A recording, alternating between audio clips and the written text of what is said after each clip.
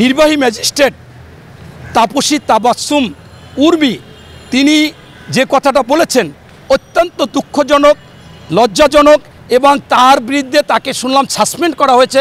তাকে সাসপেন্ড করলে হবে না, তাকে গ্রেপ্তার করে রিমান্ডে এনে জানা দরকার যে তার কত বড় সাহস যে আজকে বাংলাদেশের যিনি প্রধান উপদেষ্টা তাকে নিয়ে স্ট্যাটাস দেয় এবং সেই স্ট্যাটাস আপনারা সাংবাদিকরা প্রশ্ন করার পরে সে বলেছে যে আমি তো স্ট্যাটাসেই দিয়েছি, আমার আর কোনো মন্তব্য নাই। সেটা বুঝে নেন সেই স্ট্যাটাসটা কী ছিল।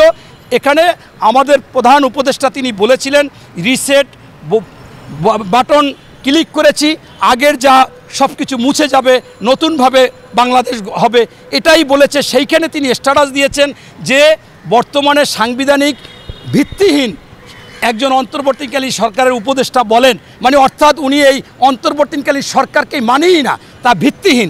এরপর বলেছে তিনি বলেছেন রিসেট বাটন ক্লিক করা হয়েছে, সব মুছে যাবে। আপনিই মুছে যাবেন, আপনার মহাশয় এই কাউন্টডাউন শুরু হয়ে গেছে। আবু সাঈদ যেভাবে গুলির মুখে গিয়ে আত্মহতি দিয়েছেন, শহীদ হয়েছেন, তাকে সন্ত্রাসী বলেছে। এই কথা যিনি বলেছে তাকে আপনার সাসপেন্ড করা কেন? তাকে সাথে সাথে মামলা দিয়ে গ্রেপ্তার করে রিমান্ডে এনে সে কত বড় সাহস, কোথা থেকে আসছে? এটা কি শেখ হাসিনা বলেছে না ভারত বলেছে, নাকি এই আওয়ামী লীগের প্রতাত্তা যারা অবৈধ টাকা কোটি কোটি হাজার হাজার কোটি টাকার মালিক তারা টাকা দিয়ে করাচ্ছে, অথবা আপনার সচিবালয় থেকে সচিবরা এইগুলো ওনাকে দিয়ে করাচ্ছে কিনা, তারা একটা সমস্যা সৃষ্টি করতে চায় কিনা, সেইটা আমি বুঝতেছি যে এটাই হতে পারে। তবে আমি আপনাদের মাধ্যমে প্রধান উপদেষ্টা সহ অন্য উপদেষ্টাদের আবেদন জানাবো যে আপনারা যদি এখনও আপনাদের কানে পানি না যায়, আপনারা হচ্ছেন বিপ্লব করে একটা সরকার এসেছে অথবা গণ-অভ্যুত্থানের মাধ্যমে একটা সরকার এসেছে, সেই সরকারের অ্যাকশন থাকবে আরও ভয়াবহ। আপনারা যেটা করেছেন সবচেয়ে বেশি করেছেন, ক্ষতি হয়েছে দেশের জন্য, সেইটা যখন আর্মি প্রশাসন 626 জনকে ধরেছিলেন বা তাদের আশ্রয় ছিলেন, সেখান থেকে মাত্র 5-6 জনকে আপনারা পেয়েছেন, আর সবাইকে আপনাদের আনা উচিত ছিল।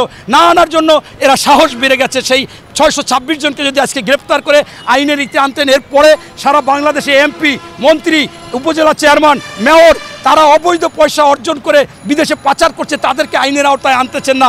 দুর্নীতিগ্রস্ত যে সচিব বিভিন্ন জায়গায় যারা বসেছিল এবং আইনশৃঙ্খলা বাহিনী, তাদেরকেও আপনারা আইনের আওতায় আনেননি দ্রুত গতিতে, তাই এই ধরনের সাহস পেয়েছে। তাই আমি মনে করি এদেরকে সকলকে আইনের আওতায় এনে তাদের অবৈধ সম্পদ বাজেয়াপ্ত করতে হবে। বিদেশে যারা টাকা পাচার করছে তাদেরও বাজেয়াপ্ত করতে হবে। আপনারা জানেন বাংলাদেশে ঋণী হয়ে গেছে, অনেক টাকা পয়সা কম, এই টাকাগুলো এনেই সেটা পূরণ করতে পারে। এটা কিন্তু করা উচিত। যে তার ফেসবুক আইডি আমি দেখেছি, সেখানে সে দীর্ঘদিন পর্যন্ত আন্দোলন শুরু থেকে তিনি এই আন্দোলন বিরোধী স্ট্যাটাস দিয়েছে, আওয়ামী লীগের পক্ষে স্ট্যাটাস দিয়েছে।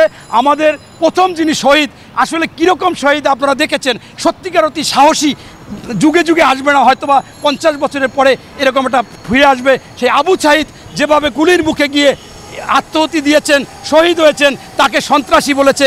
এভাবে আপনারা এই শহীদদেরকে 1000-এর বেশি শহীদদেরকে সে কলঙ্কিত করেছে এবং এভাবে তার স্ট্যাটাসগুলো সবই সরকার বিরোধী, বৈষম্য বিরোধী, ছাত্র বিরোধী আন্দোলনের বিরুদ্ধে এবং আওয়ামী লীগের পক্ষে। তাই একে গ্রেপ্তার করে রিমান্ডে এনে সব কিছু তথ্য উদ্ঘাটন করার জন্য আমি আপনাদের মাধ্যমে দাবি জানাই। এত বড় সাহস তাকে কে দিয়েছে, কোথা থেকে আসলো?